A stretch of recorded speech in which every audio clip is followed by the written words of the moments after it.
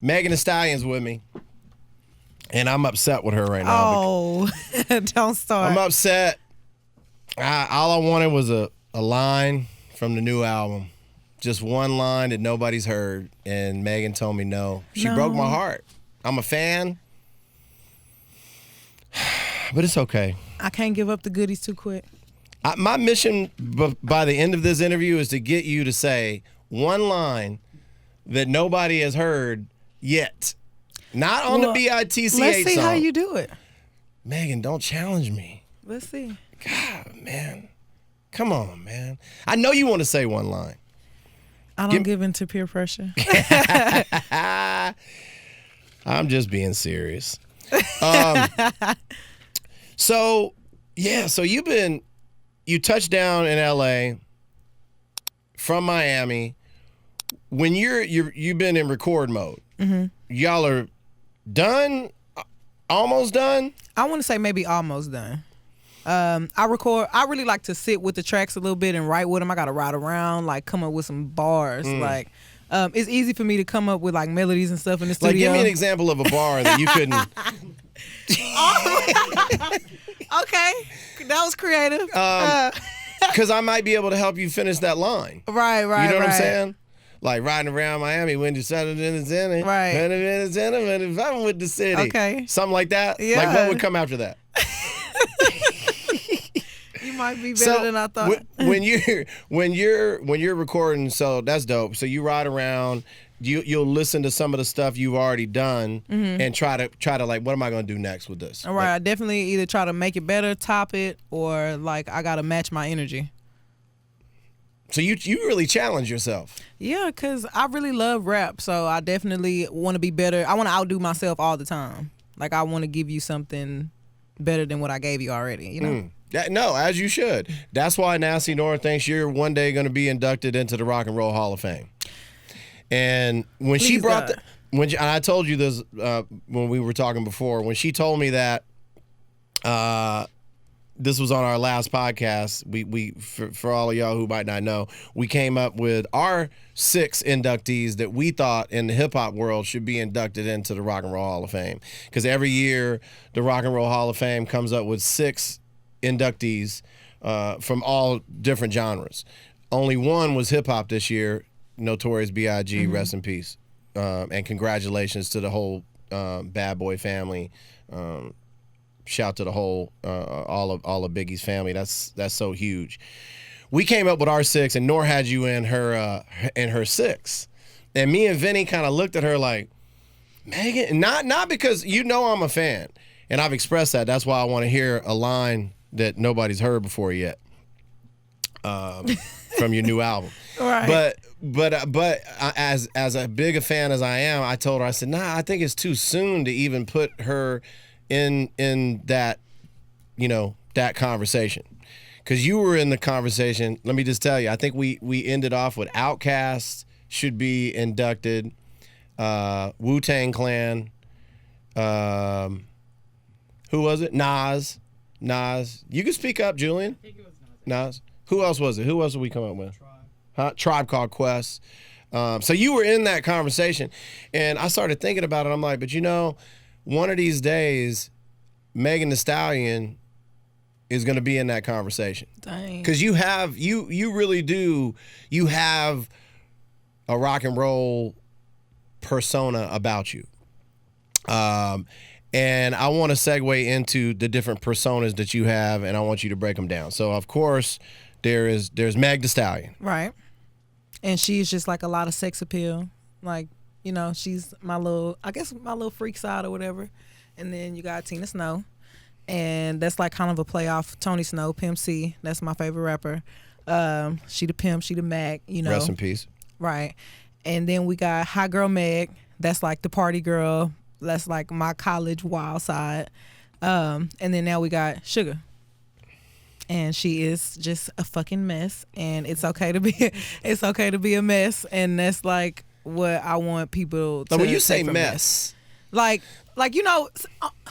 okay, for instance, like social media, like make everybody seem so perfect. Like my life's perfect, my job's perfect, my body's perfect. You know what I'm saying? Like, but I know I got real life stuff going on. Like sometimes I wake up and I'm like, fuck this. Like I don't want to do that shit. Like you know what I'm saying? Yeah. Like so sometimes I want to go to a party, get fucked up. I'm and then hungover. people take that shit and people exploit take it and make it like something that is not. So now people talking shit. Like so now you got to deal with that. But so I'm like I'm not perfect. I never said I was. And fuck what y'all and talking about. people are gonna talk shit anyway. Anyway. And I have to remind myself that all the time. Yeah. You're not gonna please everybody. Dog. Sometimes I really think people get on the internet just to talk shit. Like they just don't want to say nothing good anyway. I came here to hate. That's what I feel like. Let me tell you, I don't have a lot of followers on Instagram, right? I think I have 70,000 followers. And a lot of people come to me and say, Felli, why you could have so much more followers. And which is I take as a compliment because they're basically saying, you're DJ Felli Fel. 70,000 is a cool number, though. Well, thank you, Megan. 4.9 million, whatever it is that you have. But it's 8 mil. Yeah. 8 million, right? And the thing is, I'm just not that dude on social media. D over here has known me for a long time. I don't ask those questions in interviews. I make sure artists feel comfortable with me when I'm sitting down with them. I don't say a whole lot of shit that can possibly go viral because I don't exploit people. Right. You know what I'm saying? And I would hope that you would appreciate all this and give me a line from your album. Oh wow. I'm not gonna stop. I told her. But yeah, I never want to be that dude because I'm okay. I'm okay where I'm at. But I never want to be the dude that exploits people just to get a name or a rep. Yeah. I'd rather my reputation, in other ways speak for itself. You've been real good about branding yourself. Mm-hmm. I'm terrible at that. I see somebody like you, and I'm like, this girl's in college and she turned into a superstar, a hip hop superstar. How was that? Like when explain the process. Like what was that turning point when a light bulb went off in your head and you said, I think I figured out how to do this? Was there ever a point? No. I've been just like this forever, like getting on the internet and just doing whatever I want to do. And my friends, I don't know, we just always record. Like that's the culture right now. We recording everything, but we literally be recording like for the memories. Like, oh my God, remember what we did this day? You know what I'm saying? That's dope. So I mean, it's always been like this. Like when I was a freshman at college, when I told you that we got in trouble for making the twerking video, right. like it just kept going up from there. So like I feel like people have always been watching my social media like, well, what's she gonna do next? So even before I was like putting music out, like I feel like a lot of my peers like at school were just watching me just to see what we was doing today. A lot of people may say, oh, well, damn, of course she blew up and she branded herself. She just twerked and she got a big ass and that's what blew her up. And that's what do you say to those people? Because I know there's a shit ton. Let me just say this. There's a shit ton of women out there that twerk their ass off, and I want y'all to think about this, that never blow up into Megan Thee Stallion. That's what I'm saying. And, so I want, how do you feel? Because I know you see that and hear that all the time, and that's gotta make you feel, what do you say to these people that say, she just had a big ass and she twerks? Like you said, I mean, honestly, everybody got a big ass right now. So what's so special about my big ass? But no, I just know that those are brand new people that probably first time they saw me was probably from something that they saw on the internet of me twerking, but that's not how anybody knows me. Like I went viral for ciphers and freestyling outside of my car and stuff like that. So I don't know how. Give me a line that nobody ever heard from one of those ciphers. They heard it if it was viral. I said, give me a line nobody ever heard. From one of those ciphers. What was one line that you wish that you would have kicked in one of those ciphers that you never did? I'm not gonna stop until I get the line. So you've had a lot of success in a short period of time, and that is a compliment. I don't want you to take that the wrong way because I really do believe that you've earned it. I pay attention, and I guess the question, the way I would word it is, what's been the hardest part of your career up to this point? all the glitz and glamour, and people see like, oh man, she just, man, she just kind of got it. What's been? Talk about some of the really hard parts of your career up to this point.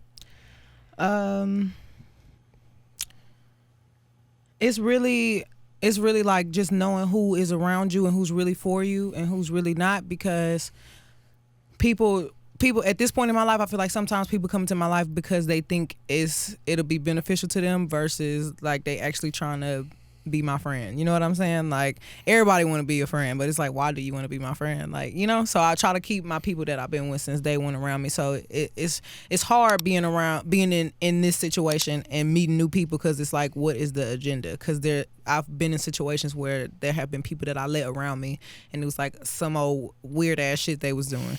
Like, always got a camera in my face, or like it's just some weird shit, just messy. I don't like drama.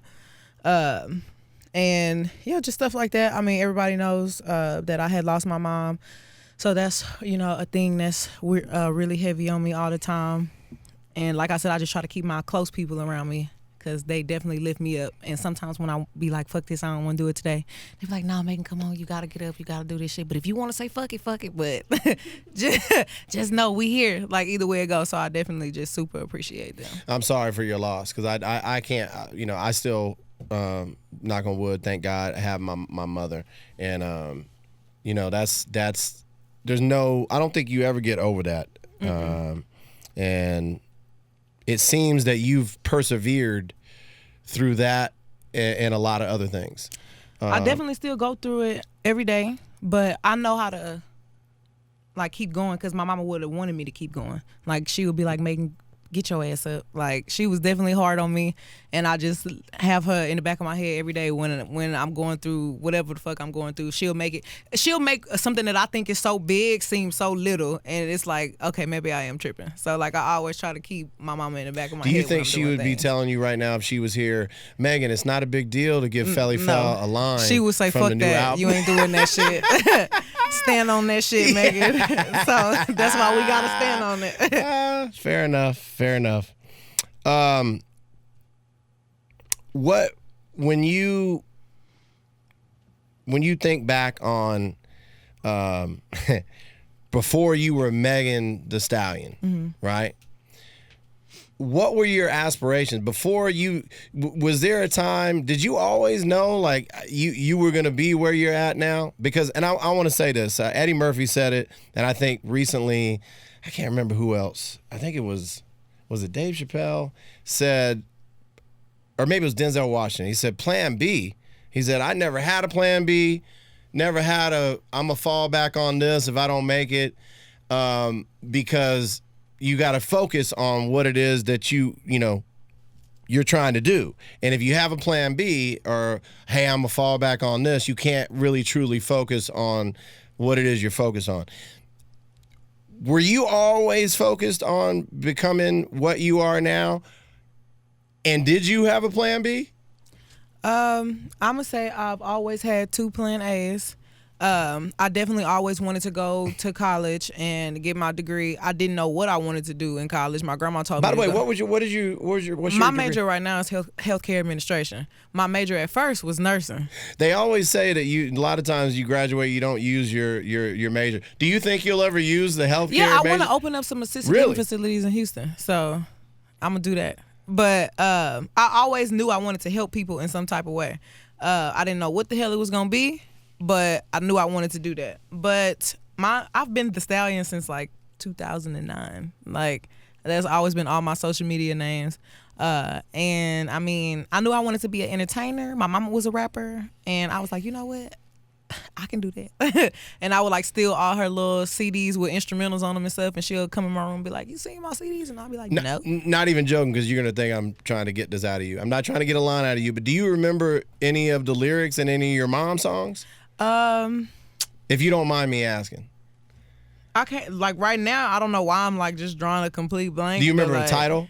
My mama, she had a CD called Broads on the Driver's Side. Like, it's so South. It's so Wait, Houston. what? Broads on the driver's side. Okay. Like bitches is not in the passenger seat. Right. She on the driver's side. You know what I'm saying? So, but she was hard though. She was a gangster rapper. But like I just knew like from watching her and like watching her be in her room writing and then going to the studio. I think she thought I was like doing little kid shit in there, coloring. I don't know, but I was like definitely at the door listening. Like, okay, that's how you do that. That's how you say that. And then I went off to college, and then I like went to the studio one time by myself, and I came and told her that I wanted to rap, and she was like, "You can't rap," and I was like, "Yes, I can." And how old were you when this conversation went down? I was probably like 18. So when she was like, well, let me hear you rap. So then I started rapping, and I was like rapping over the I'm Different beat by 2 Chainz. And I was cussing like a motherfucker. And she was like, you're not coming out till you 21. What the fuck? Cause I like how I'm talking now, I was like talking just like that at 18. She was like, hell nah. So ever since then, I was like, okay, it's for sure I'm gonna be a rapper. And I was just going to school, and I was so lost because I was like, I don't want to do none of this shit. Like I was bored in class. Like I was like, I don't want to drop out because my grandma will kick my ass. But let me find something I really like. So I went through like 2 majors until I figured out what I really wanted to do. So now we're here. And what made you land on healthcare? So my grandmother used to take care of my great grandmother, her mom. So I would watch her in the house like doing medical shit, and she not a nurse, like, you know what I'm saying? She just really winging it, like, but she know how to take care of her mama. Don't worry, I'll sew up that that big ass cut. You know what I'm saying? Like, she was just definitely taking care of her, and I was like, wow, like anything I could do to help, I would help. So I was like, you know what, this we can't be the only family that's doing this. So I was like, you know what, boom, I could open up some facilities and help everybody grandma in my hood. So that's where That's dope. I was, as you know, I was joking because not in a million years that I think you would end up falling back on. I was, you know, most people that don't become Megan Thee Stallion really don't, a lot of times don't use their major. They end up getting out of college and finding out the real life kicks them in the ass. And yeah. So, but that's dope that you'll actually be able to use that major. Any producers? Producers that you could tell us about that on this new project? I really like to use my same guys a lot. Lil Ju, he's from Dallas. He has been on all of my projects. I started like living with Ju at a point, and we would be in the kitchen every morning like making beats. And Juicy J, I love Juicy J. As soon as I met him, like we was like locked in ever since. So like I'll call him and be like, Juicy, I need a beat like this, and like. Well, Hot Girl Summer wasn't the first beat he did for you, was it? The first song, Juicy J had asked me to get on the song, and it was 3 Point Stance. And that day I went in the studio and I did like 4 songs with him, and he was like, dang, Verse Killer. So now he called me Verse Killer. And it's been a rap ever since then. I was like, y'all hoes can't fuck with me. Juicy J be producing my shit. Like, I'm a huge 3 6 Mafia fan. Like, couldn't nobody tell me shit when I started working with Juicy. So definitely Lil Ju, Juicy J, DJ Chose, he from Houston. Helliva, obviously. Damn, who else?